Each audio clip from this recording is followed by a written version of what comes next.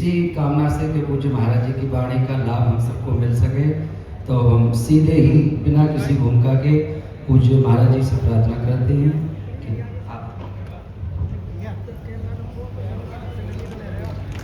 बागेश्वर धाम की, श्री गुरुदेव भगवान सन्यासी बाबा की, भारत हिंदू राष्ट्र की, गौ माता की जय। जय श्री राधे। भाई आराम से बन जाएगा यार, एंगल कहीं बना लो, फिर सबको उठाओगे फिर क्या कह रहे हो राकेश भाई? राकेश भाई क्या कह रहे हो? बैग कहाँ है?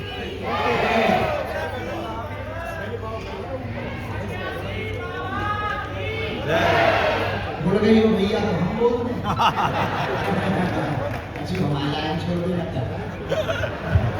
रामाय रामभद्राय रामचंद्राय वेधसे रघुनाथाय नाथाय श्री सीतानाथ समारंभाम श्री रामानंदाय मध्यमाम अस्मदाचार्य पर्यंताम वंदे श्री गुरु परंपराम वंदे जगत गुरु परंपराम। संत बड़े परमार्थी वेश धरे अवधूत, राम नाम को गोला फेंके भाग जाए सब। बोलो तारा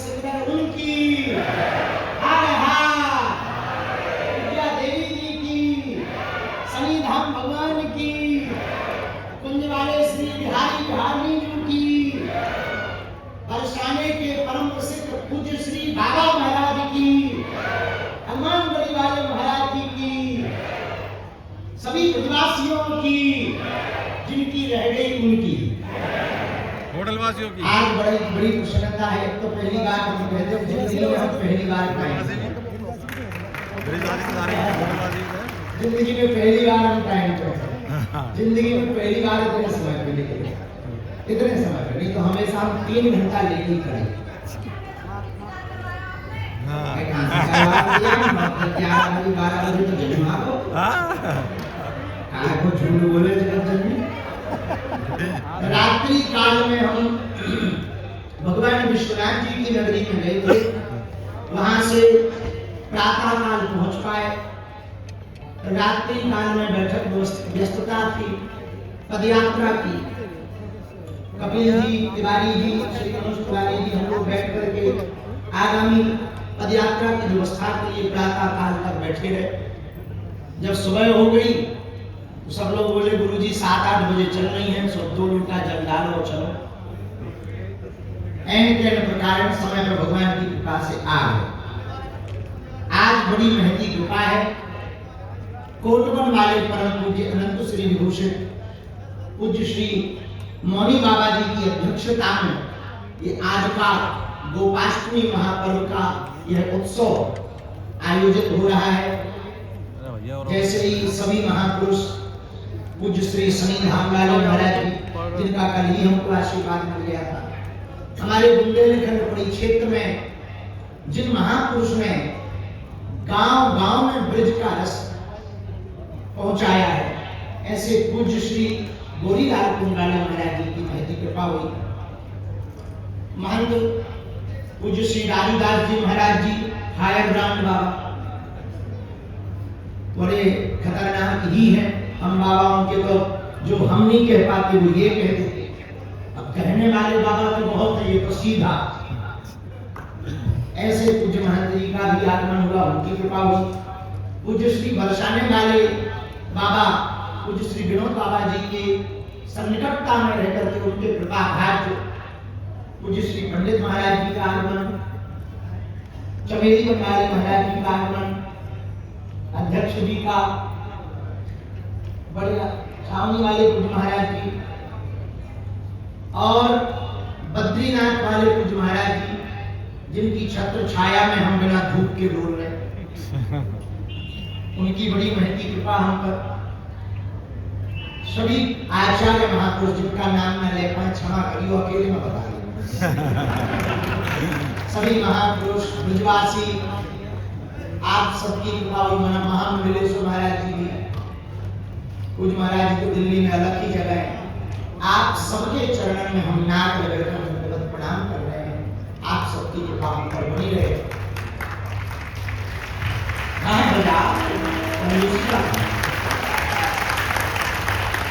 ऐसे कर ही कर रहे हैं, ठीक है। जैसे ही सभी महापुरुष ये दास को दूसरी बार गौ सेवा धाम हॉस्पिटल में आए, लेकिन आज जो पावन पर्व है वो अति विशिष्ट पर्व है। गोपाष्टमी का पावन पर्व है और गोपाष्टमी के पावन पर्व में देखो, गौशालाएं तो लाखों लोग खोलते हैं और होनी भी चाहिए, गौ रक्षा भी होनी चाहिए, गौ सेवा भी होनी चाहिए। लेकिन भाई शरीर है, तन है, तो तन में रोग होंगे तो निरोगता के लिए अस्पताल की आवश्यकता है। तो सभी महापुरुष गौशाला से गौ माता की सेवा करते हैं, परंतु परम पूज्या देवी चित्रलेखा जी, आपके पावन संकल्प इतने अभूतपूर्व हैं। जीव में शिव को देख करके गौ सेवा हॉस्पिटल के माध्यम से सेवा चलती। एक बार जोरदार ताली बजा करके साधुवाद करें। हम और सभी महापुरुष और पूज्या देवी चित्रलेखा जी, माधव भैया, पुतक्ष भैया, हम सब जब अभी अस्पताल में गौ माता के गौ पूजन के लिए गए, जब आप बहुत अच्छे तरीके से विश्लेषण कर रहे थे, तब उस वक्त पूज्य बोधीलाल कुंडाले महाराज जी पीछे चलते चलते बहुत अद्भुत बात कह रहे थे कि ऐसी अभूतपूर्व सेवा, जिन जीवों को धन्यवाद भी नहीं कहना है, उनकी सेवा जिनका कोई नहीं कर पा रहा, वो यहां से हो रही है। ये अपने आप में सबसे बड़ी बात है और ये अनवरत चल रही है। हम जैसे प्रवेश करें, एक भैरवनाथ को वाहन ग्राम सिंह समझ जा, बेचारे बीमार थे, वो पड़े थे, गौ माता को भी खूब कष्ट था, बहुत से डॉक्टर लगे, अनवरत रूप से यहाँ पर चिकित्सा का कार्य चल रहा है। ये अभूतपूर्व कार्य है। सुनो, सभी महापुरुषों ने तो हमारी बात कह दी, हम इन महापुरुषों की कहें। सच ये है, इन महापुरुषों के चरण रज की प्रभाव से सनातन का दास कार्य कर रहा है। लेकिन इस भारत भूमि में रह करके सनातनीय परंपरा का कार्य करने वाला व्यक्ति तो महान होता ही है, सेवा करने वाला व्यक्ति तो महान होता ही है, नर में नारायण देखने वाला व्यक्ति तो महान होता ही है, पर जो जीव में शिव देखे वो और ज्यादा महान होता है। और जीव में शिव तो ठीक है, जो साधक, जो व्यक्ति, जो सनातनी गौ माता की सेवा करे भैया, उससे बड़ा कोई पुण्य का कार्य पूरे विश्व में नहीं है। और गौ माता का भी कैसी सेवा, निरोगी काया बनाने के लिए उनको उपचार देने की सेवा जो करे, वो अभूतपूर्व कार्य हो सकता है। उत्तर प्रदेश में गंगा नदी के सन्निकटता में महर्षि च्यवन जी 12 वर्ष के लिए गंगा जी में बैठ करके साधना कर रहे थे। बहुत अभूतपूर्व क्रिया के द्वारा श्वास को रोककर गंगा जी के जल में प्रविष्ट होकर के 12 वर्ष तक सेवा की। एक दिन मछुआरों ने जाल डाला तो मछली तो फंसी नहीं, महात्मा ही फंसा, च्यवन ऋषि भी फंस गए। मछुआरों ने निकाला तो लगा कि बड़ा जोर लगाना पड़ा निकालते समय, तो मछुआरों को लगा कि कोई बहुत बड़ी मछली फंस गई, आज तो खूब जेब की जुगाड़ हो गई। लेकिन जैसे ही किनारे पे आए तो महात्मा च्यवन, और महात्माओं का तो वर्तमान समय में जब इतना सम्मान है, तो आज उस समय में कितना सम्मान नहीं होगा, खूब सम्मान था। तो मछुआरे बेचारे डर गए, बोले महाराज हमने तो जाल मछलियों के लिए फेंका था। महात्मा हंस के बोले मछला फंस गया। तो बोले महाराज बहुत बड़ा अपराध हुआ, दास को क्षमा करो, क्षमा करो, हम सबको क्षमा करो, बड़ो अपराध हो, बड़ो अपराध हो। बोले भैया कोई अपराध नहीं, आपका काम ही है उधर की पूर्ति के लिए आप ये सरकार करते हो। एक काम करो, हमको कहीं बेच दो, जो रुपया मिले सो पेट खा लो। बोले महाराज मछलियां तो बिक जाए, आप हमको खरीदो। तो बोले तुम्हारे यहाँ का राजा कौन है? बोले महाराज हमारे यहाँ के राजा परम प्रतापी परम धर्मात्मा महाराज नहुष है। नहुष अभी वर्तमान में गद्दी पर विराजमान है। आप यदि आज्ञा दो तो उनके पास ले जाए, बोले उन्हीं के पास ले गए उनको। बोले जाल में ही बांधे जाए, जो मछलियों वाला जाल होता ना उसी में बांधे ले गए। अब गुहार लगाई मछुआरों ने, महाराज की जय हो। क्या हुआ पूरी बात मछुआरों ने बताई। तो महात्मा के प्रति निष्ठा रखने वाले राजा नहुष बड़े आश्चर्यचकित भये। बोले तुम लोगों ने तो बड़ा अपराध किया, चलो हम क्षमा मांगते हैं। राजा नहुष भागे भागे आए, बोले भगवान क्षमा करो, हमारे मछुआरे हमारी प्रजा से अपराध हुआ। साधु का अपराध सबसे बड़ा अपराध होता है, जो अपराध भगत कर करई राम रोष पावक सुचरी। भक्त का अपराध नहीं होना चाहिए। हमसे ये प्रजा ने अपराध किया तो प्रजा का अपराध राजा का अपराध होता है। विधायक जी सुनो का तुम जरूर सुनो का, कोई गड़बड़ी होगी तो प्रजा का अपराध राजा का होता है। तो प्रजा का अपराध राजा का अपराध माना जाता। राजा ने हाथ जोड़ करके कहा भगवान हमको क्षमा करो, जो दंड देना उसको दो। तो महात्मा चवन ऋषि ने कहा हमको कोई दंडवंद नहीं देना है, एक काम करो इन मछुआरों को कुछ द्रव्य दे दो और हमें तुम खरीद लो। अरे बोले महाराज इनको हम कुछ भी दे दे, लो 1000 स्वर्ण मुद्राएं हम दे रहे। महात्मा हंस के बोले हमारी 1000 कीमत। बोले महाराज गलती हो गई, 1 लाख स्वर्ण मुद्राएं दे रहे। महात्मा बोले याद है तुम्हें हम 12 साल जल में बैठ के तपस्या करी, 1 लाख में बिक जाएंगे महाराज। बोले महाराज 1 करोड़ स्वर्ण मुद्राएं दे रहे। बोले महात्मा की 1 करोड़ मुद्राओं में महात्मा बिक जाए तो महात्मा कैसा? बोले महाराज फिर दें क्या? बोले तुम कहो। बोले महाराज इन मछुआरों के नाम पर हम अपना आधा राजपाट दिए गए। महात्मा बोले ये भी कमजोरी। तो अंत तो गतवा नहुष जमीन पर बैठ करके राजा नहुष ने कहा महाराज संपूर्ण राज्य हमारा है, इनको नाम कर देते हैं और आपको खरीद लेते हैं। परंतु वही भी सुनना महाराज जी, महात्मा चवन ने कहा ये भी हमारी तपोबल के सामने बहुत तुच्छ है, ये भी कीमत नहीं है। तो महात्मा की बात सुनकर के राजा नहुष ने कहा भगवान अब आप ही बताओ हम आपकी कीमत क्या देंगे, हमारी तो समझ से परे हो गया। उसी समय एक वनवासी कंदमूल भर खाने वाले दिव्य महापुरुष कमलात्मा विमलात्मा महापुरुष का आना हुआ। महात्मा ने राजा के कान में कहा महात्मा की कीमत 1 गौ माता हो सकती है, 1 गौ माता यदि दे दी जाए तो ही महात्मा को खरीदा जा सकता है। 1 गौ माता को दे दिया जाए, जिस गौ माता के साथ जो दुग्ध देती हो, बछड़ा या बछड़ी हो, ऐसी 1 गौ माता का दान कर दो तो ही महात्मा को खरीदा जा सकता, वरना धन बल पर भजन बल वाले महात्मा को नहीं खरीदा जा सकता। तत्क्षण में महात्मा चवन की तरफ देखते हुए राजा नहुष ने 1 गौ माता का संकल्प लिया। अब जरा सुनना कितनी अभूतपूर्व बात है। गौ सेवा हॉस्पिटल धाम होटल में आकर के हमें ये बात स्मरण आई। धन्य है महात्मा चवन ने कहा भैया तुमने 1 गौ माता का जो धन देकर के हमको खरीदा है ये हमारे मूल्य से ज्यादा मूल्य है, हमारे मूल्य से, महात्माओं से भी ज्यादा मूल्यवान कोई है तो वो गौ माता है। ये बात हम यदि कहें महापुरुषों के चरणों में तो अतिशयोक्ति नहीं होगी। प्रियजनों हम जिस भूमि पर बैठे हुए हैं ये कोई साधारण भूमि नहीं, वेद रक्षणा गौ माता की चरण जहां पर पड़ी हो, जिनमें 33 कोटि दिव्य देवी देवताओं का वास हो, गावो विश्वस्व मातरहा, विश्व की मां है गौ माता, उन गौ माता की चरण जहां पर डली हो वहां हम सब बैठे हो। भैया ये बात कहें तो अतिशयोक्ति नहीं, ये वही गौ माता है जिनकी चरण रज को पाने के लिए गोविंद पीछे चलते। ठाकुर जी से भी ज्यादा महिमा, यदि ये बात कहें तो अतिशयोक्ति नहीं होगी। गोपाष्टमी में ठाकुर जी से भी ज्यादा महिमा गौ माता की। और उन्हीं गौ माता का आज गोपाष्टमी पावन पर्व है, बड़ा दिव्य दिव्य भव्य उत्सव है, क्योंकि आप सब प्रातः काल आ गए थे और धाम के और गो सेवा धाम परिवार ने यहाँ के सभी प्रधानों को बुलाया, प्रमुख लोगों को बुलाया। विशेषकर आगामी 7 नवंबर से 16 नवंबर तक होने वाली पदयात्रा के लिए हम लोग बैठे हैं। बैठे तो हैं पर तुम तैयार हो?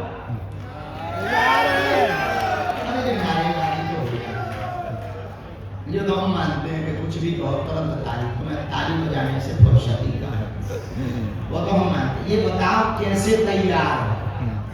ठीक तरीका से कि हर विधि से। अभी हम न्यूज पढ़ते आए तो हम कपिल भैया बैठे थे, तो आने के पहले ही हमको न्यूज रात को पढ़ी थी, जब हम तिवारी जी बैठे थे तो एक न्यूज चली, एक कोई बहुत बड़े महापुरुष हैं, उन्होंने कहा बागेश्वर बाबा की पदयात्रा नहीं करने देंगे, सुप्रीम कोर्ट जाएंगे। हाँ, कल के अब उनका नाम तो हम भूल गए। उन्होंने राष्ट्रपति जी को पत्र लिख के कहा है कि बाबा की पदयात्रा आएगी तो हम लोग रोकेंगे और सुप्रीम कोर्ट जाएंगे। अब हमारे पास उनका मोबाइल नंबर नहीं तो हम फट भी तो पहले फोन से बात करें। हमें ये पता ही नहीं है कि हम बहुत टेढ़े आदमी हैं। पहली बात तो तुम्हें छेड़ना नहीं चाहिए, वो छेड़ा है तो अपन छोड़ेंगे भी नहीं बेटे। हम आपको धमकी नहीं दे रहे हैं, ना हम आपको कोई बात कहने आए हैं। हम और मिश्रा जी एक बात आज गाड़ी में कह रहे थे, 15 से 20 वर्ष बाद जितने मीडिया वाले बैठे खड़े हैं, तुम्हें मसाला चाहिए लो। आज से 15 से 20 साल बाद भारत की जो जियोग्राफी बदलेगी ना, भारत अपने अस्तित्व की लड़ाई लड़ेगा। भारत के लोग अपनी संस्कृति को बचाने के लिए लड़ते दिखाई पड़ेंगे। आज जो 20% हैं और आप 9 राज्यों में अल्पसंख्यक हो गए, जिस दिन वो 50% पहुंच जाएंगे, आपके ब्रज में भी वही दिखाएंगे टोपी ना।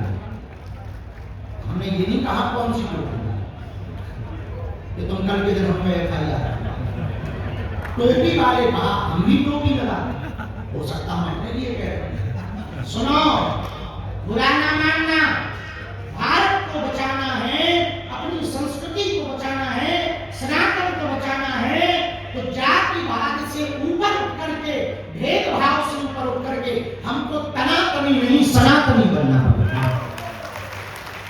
क्या बनना पड़ेगा? अरे जोर से तो बोलो। सनातनी सोफा में बैठ के न बन पाओ। हम भी चील गाड़ी पे बैठ के धर्म न बचा पाएंगे। रोडों पर, सड़कों पर, गांव गली गली में जाना पड़ेगा। हम इसलिए नहीं आए कि तुम हमारी पदयात्रा में आना, हम इसलिए आए हैं कि तुम अपने बेटा बेटी, नाती पोता नातनी, इनके लिए अपनी संस्कृति को बचाकर देकर जाना चाहते हो, अपने हिंदुत्व को बचाकर देना चाहते हो। यदि तुम चाहते हो कि तुम्हारी बेटा बेटी नातनी पोता दूसरे मजहब के मजहबी ना बने, एकमात्र उपाय है भारत को हिंदू राष्ट्र बनाओ। वरना वो दिन दूर नहीं जब तुम्हारे बच्चे शुक्रवार को कहीं और जाते नजर आएंगे।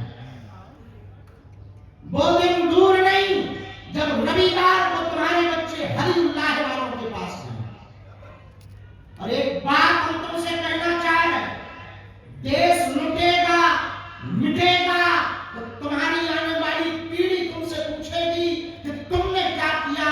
हम तो कह पाएंगे हमने कोशिश की, नहीं पूरी हुई तो ये हिंदुओं की गद्दारी थी। बुरा मत मानना, हमें ना तो नेता बनना है न कारों को वोट दिलाना है। हमारा काम सिर्फ एक है, जो हमारे महापुरुष संत जिस परंपरा में जी करके सनातनी संस्कृति को छोड़ कर गए, वो कम से कम बचा तो ले, बढ़ा ना पाए, बचा तो ले। आज हमारा सनातन धर्म सिर्फ रील पर हो गया है। ढोंग के जीवन से बेहतर है ढंग का जीवन जियो। रील के जमाने में रियल आदमी खोजना कठिन हो गया। हम प्रार्थना करना चाहेंगे हरियाणा के पावनों से, नूह और मेवात की घटना तो तुम्हें याद है कि भूल गए? 2012 का कोसी कला का दंगा याद है कि भूल गए?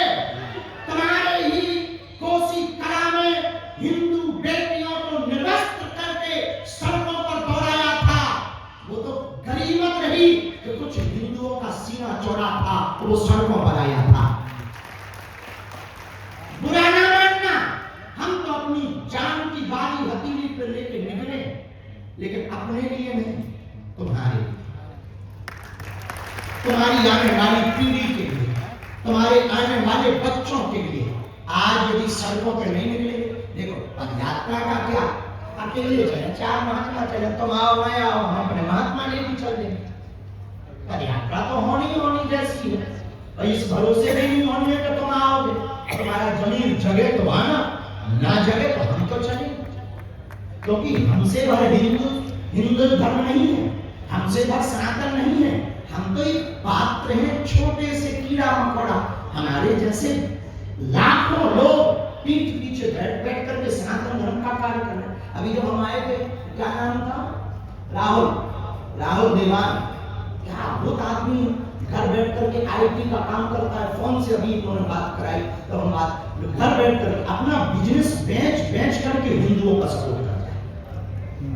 कुछ लोग ऐसे हैं कि हिंदुओं से पैसा लेके बिजनेस करते हैं, और कुछ लोग ऐसे हैं कि अपना धंधा बेचकर हिंदुओं का सपोर्ट करते हैं। हम सिर्फ यही कहना चाहते हैं, आप सपोर्ट, आप और हम किसी से लड़े नहीं,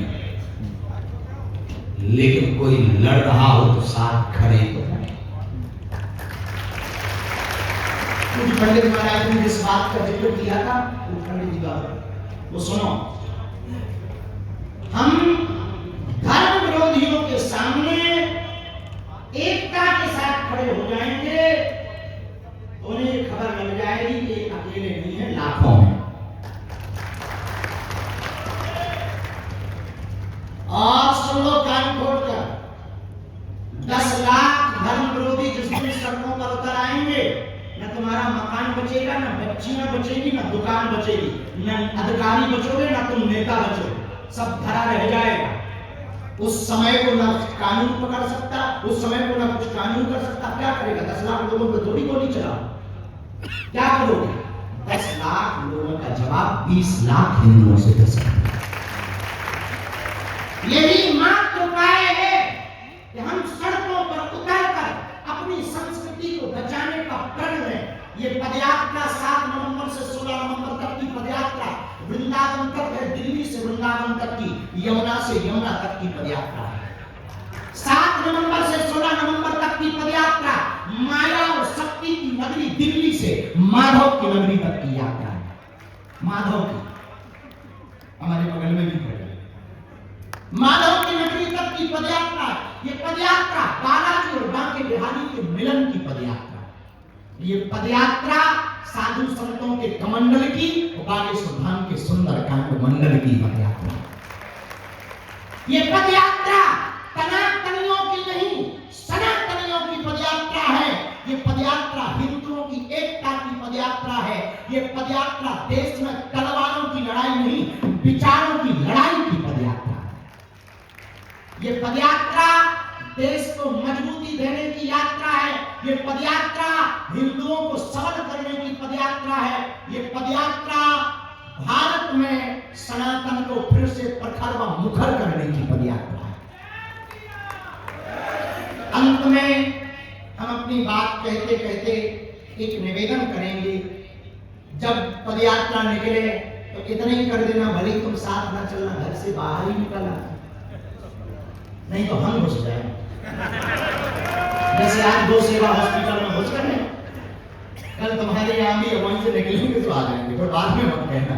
और हमारे साथ तो महात्माओं की फौज रहती है, सब महात्मा आगे रहते हैं, हम पीछे रहते हैं। हम महात्माओं को कह देंगे कि भंडार है चलो, और वहां जाके चिल्लाएंगे, कह रहे अभी तक कड़ी ना है बनाई, ठट दीजिए मेरे हरो। फिर बताओ काम तो कौन कौन तैयार है पदयात्रा पक्का? अब जो गांव के प्रधान आए हैं, बैठे हैं, हाथ उठाओ, बहुत ज्यादा ही हाथ नीचे कर लो, अपने अपने हाथ नीचे के गांव में आए, इसलिए नीचे कर लो। अपने अपने गांव में हमारी तरफ से न्योतों पहुंचा देंगे। 2 बातें गांव में, 3 बातें गांव में कहनी हमारी तरफ से, कह दे हो, बोलो। पहली तो हमारी राम राम के लिए राधे राधे करेंगे कि बागेश्वर वाले बाबा ने राधे राधे पहुंचाई भैया, बात करे नहीं तो। दूसरी बात दूसरी बात ये कह रही हो 7 नवंबर से 16 नवंबर तक की पदयात्रा में बाबा ने बुलाओ, ठीक। और तीसरी बात ये कह रही हो कि बागेश्वर बाबा सब संतन को लेके आ रहा हो, पूरे ब्रज के महात्मा, दिल्ली के महात्मा, हरियाणा के महात्मा, सभी महापुरुष आगे आगे चल रहे। पूज्य कोटगढ़ वाली मोनी जी महाराज जी तो हमें और आगे से रह रहे, आप तो उधर से रह रहे ना दिल्ली बॉर्डर से। महाराज जी ने आपने कह दी शुरू आज में कहती आप लोग कहती कि दिल्ली बॉर्डर कैसी आप नमो हम कर दो, हमें याद है महाराज जी। और आज कुछ दादी जी महाराज जी ने भी कह दिया कि ब्रज के कोने तक हम छोड़ दें। बढ़िया हो गया, डबल काम हो गया। हमें तो इसी को कहते हैं आगे राम पीछे राम, बीच में अपना नाम तमाम। विनोद कर रहे महापुरुष हैं, इनकी बहुत कृपा है, आकर के बहुत जीवन हमारा तो बहुत आनंद रहता है इन संतों की कृपा से। कुछ बद्रीनाथ वाले महाराज इन सब महापुरुष। तो दूसरी बात अपने गांव में कह रही हो कि बागेश्वर वाले महाराज जी आ रहे, न्योता पहुंचाओ, ठीक। और तीसरी और अंतिम बात, अपने अपने गांव में एक एक बैठक करके सामाजिक समरसता का संकल्प लेना है। हमें जातियां नहीं छोड़नी, जातियों का अभिमान छोड़ना, ताकि हमारी वेद परंपरा भी खत्म ना हो, हमारी वर्ण परंपरा भी खत्म ना हो, कागजी दिक्कत ना जाए। और कुछ लोग जो हमें कहते कि बाबा आरक्षण विरोधी है, फलाना है फलाना। हम जाति मिटवाने नहीं निकले, जातियों का अभिमान मिटवाने के लिए निकले। आज रामानंदाचार्य जी महाराज जी 14वीं शताब्दी में कहा था, 14वीं शताब्दी में, हरि को भजे सो हरि को होई, जात पात पूछे नहीं कोई। ये रामानंदाचार्य भगवान की बात है। तो हम सबको जातिगत अभिमान मिटाने के लिए गांव गांव में बैठक करनी है। कौन कौन तैयार है? जो लास्ट तक बैठे तुम रहे, जो हाथ खड़े नहीं कर रहे तुम पाकिस्तान को सपोर्ट कर रहे हैं। कहां तो जाओ पक्का। कितने दिन के लिए? जीवन भर की है ही नहीं अपने आप में, तो ऐसे ठोक रहे। अरे 10 दिन की है ये, 10 दिन में हरियाणा में क्या 4 दिन रहना है? 4 दिन कौन कौन? हरियाणा में कहां रह रहे हैं? जाइए sugar mill Khera, sugar mill Pamni Khera, पानखेड़ा, मित्रोल, Panchari, Prithla, Luthra, Panchari. Prithla नाम है लूथरा जी की जमीन है। लोग याद है भैया तो इतने उल्लू नहीं है जितने तुम समझते हो। हाँ, तो कहाँ से लगे? मेडिकल कॉलेज के पास बल्लभगढ़ मंडी, बल्लभगढ़ मंडी, पृथला, लूथरा, अलवर जी और होडल। एक रात 12 तारीख को 11 में मित्रोल में है और 12 में होडल मंडी में है। और पूरे 16 तारीख तक पद यात्रा है। तो को आ रहा अब उठा रहा है तो पक्का, कच्चा या पक्का? गलत तो नहीं जाओगे, बिगड़ तो नहीं जाओगे? पक्का? तो करो भव्य दिव्य तैयारी। 7 नवंबर से 16 नवंबर तक दिल्ली से वृंदावन चलेंगे मुगदरधारी। तो बहुत प्रसन्नता पूर्वक रहो। बहुत आप लोगों ने धूप से की, आज तो पापड़ जैसे चल रहे हो। दोनों हाथ जोड़ लो। हम बहुत प्रसन्न हैं गौ सेवा हॉस्पिटल आकर के। और पूज्या देवी चित्ररेखा जी ने जैसा कि बताया, बहुमंजिला हॉस्पिटल का नवनिर्माण यहाँ पर हो रहा है। निश्चित रूप से इससे गौ माता की विशेषतया खूब सेवा होगी, जीवों की भी सेवा होगी। भगवान बहुत कृपा करें। भविष्य में फिर कभी ठाकुर जी अनुकंपा करेंगे तो हम फिर गौ माता प्रयत्न करेंगे। अगले साल के लिए कथा की कोशिश करेंगे। यहाँ दरबार भी लगाएंगे, कथा होगी तो भूत भी भगाएंगे, अर्जी भी लगेगी, पर्ची भी निकलेगी, मर्जी भी चलेगी और खटली भी बारेगी।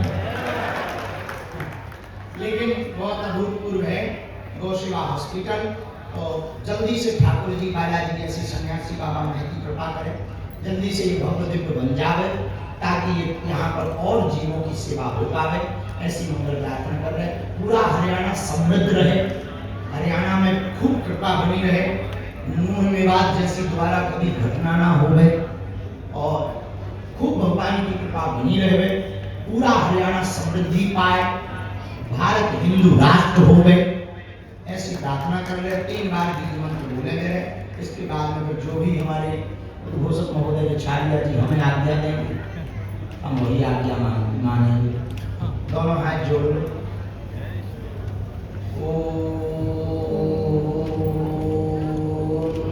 बागेश्वराय नमः।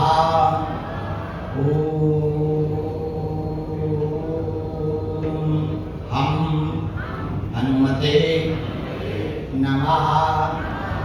ओम सन्यासी देवाय नमः। ओम बम बागेश्वराय वीरवीराय फट स्वाहा। मुनिमन बालाजी से प्रणाम करो, प्रार्थना करो, सन्यासी बाबा से प्रार्थना करो। हम अपने आराध्य के चरणों में, सन्यासी बाबा के चरणों में, बालाजी के चरणों में खूब धन्यवाद प्रणाम करते हुए सबकी अर्जी स्वीकार हो जावे, सब पर सन्यासी बाबा की कृपा हो जावे, सबकी विपदा दूर हो जावे, अलाय बलाय दूर हो जावे, सब पर हनुमान जी की कृपा, दिव्य शक्तियों की कृपा बनी रहे। जो जिस मनोभाव से आए हैं, खूब माताएं सुन से बैठी हैं और बहुत ज्यादा अपेक्षा और आशा से बैठी। भगवान करे आप सबकी अर्जी बिना पर्चा बने पूरी हो जाए, ऐसा आशीर्वाद है। और हम जब पद यात्रा में आगे तो सबको मिलेंगे, सबको मिलेंगे। हम अपने गाने को विराम कर रहे हैं। पुनः पूज्य महाराज जी के चरणों में, संविधान वाले महाराज जी के चरणों में, कोटवन वाले पूज्य मणि महाराज जी के चरणों में, पूज्य बद्रीनाथ वाले महाराज जी के चरणों में, पूज्य बख्शाने वाले बाबा के कृपा भाजक पंडित बाबा जी के चरणों में, आर के पांडे जी के चरणों में, और महाराज राजूदास जी, पूज्य श्री चमेली वाले महाराज जी, छावनी वाले पूज्य महाराज जी, अध्यक्ष जी दरवाया, आप सभी को खूब धन्यवाद प्रणाम। पूज्य देवी चुटलेखा जी को भी साधुवाद। जय श्री राम। जो पदयात्रा के प्रभारी है वो कोने पे आ जाओ, हम तुमको दे दे, हल्दी चावल दे दें। और सुंदरकांड मंडल, संतों का मंडल, केंद्रीय समिति कोने पे पहुंच जाएं, नितिन जी बताते जाएंगे। हरे हरे